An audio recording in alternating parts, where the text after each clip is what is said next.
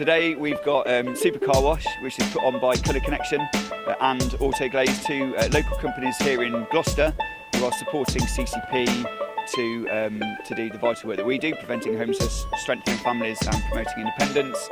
And it's an absolutely gloriously sunny morning. We're washing cars, businesses bringing their vans, bringing their cars, and we've got a three-stage process. We do a proper clean at the beginning, a good rinse off, and then a buff. It's fantastic.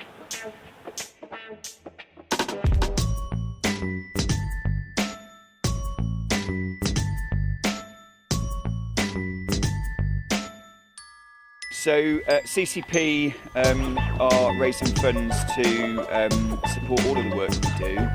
Preventing homelessness is a really key part of what we've been doing since 1989. Homelessness is on the rise at the moment, and in particular young people are finding it really difficult. So we're raising funds to put into so that we can provide additional services to young people, but also families that we're working with and people to become independent. Any additional funds that we can raise that we can put into filling gaps in what we do is gratefully received, and we put it to very good use.